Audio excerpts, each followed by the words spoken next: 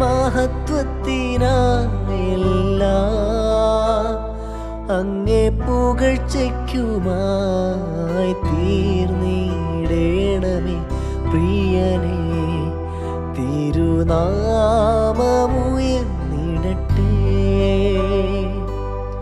തീർന്നിടേണമേ പ്രിയനേ. തിരുനാമമുയർന്നിടട്ടെ.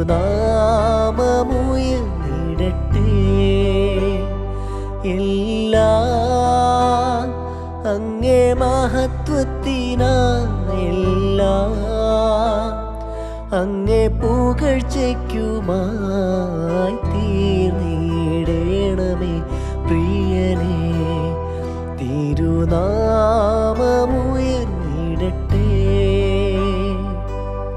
തീർന്നിടേണമേ പ്രിയനേ. തിരുനാമമുയർന്നിടട്ടെ.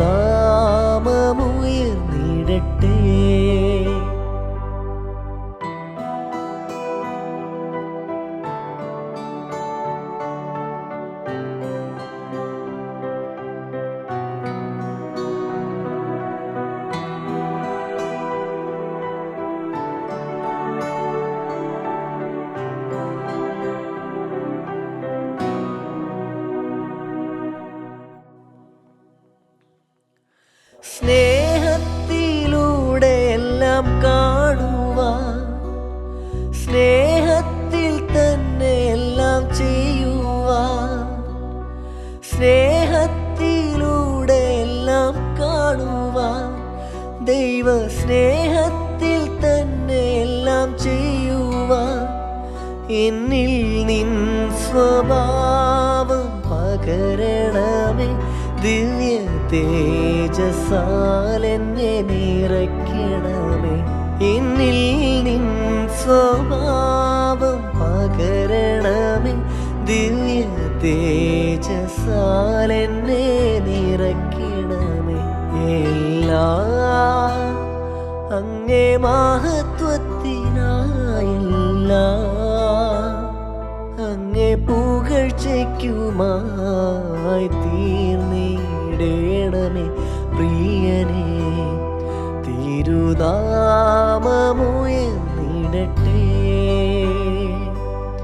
തീർന്നിടേണമേ പ്രിയനേ. തിരുനാമമുയർന്നിടട്ടെ.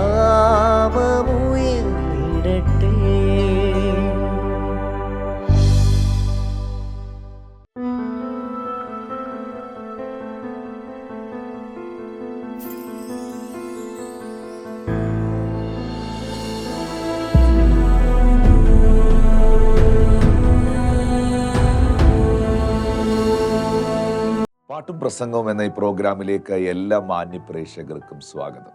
വളരെ പഴയ മനോഹരമായ അർത്ഥവത്തായ ഒരു ആരാധനാ ഗീതമാണ് നമ്മളിപ്പോൾ കേട്ടത്. എല്ലാം അങ്ങേ മഹത്വത്തിനായി, എല്ലാം അങ്ങേ പുകഴ്ചയ്ക്കായി തീർന്നിടണമേ കർത്താവേ. ഇത് ശരിക്കും ഒരു പാട്ട് എന്നുള്ളതിനപ്പുറമായി നമ്മുടെ പ്രാർത്ഥനയായിരിക്കണം, നമ്മുടെ കാഴ്ചപ്പാട് ആ നിലകളിലായിരിക്കണം. കാരണം 1 കൊരിന്ത്യർ 10:31 അപ്പോസ്തലനായ പൗലോസ് ശ്ലീഹ പറയുന്നു, ആകയാൽ നിങ്ങൾ തിന്നാലും കുടിച്ചാലും എന്ത് ചെയ്താലും എല്ലാം ദൈവത്തിൻ്റെ മഹത്വത്തിനായി ചെയ്യുവീൻ.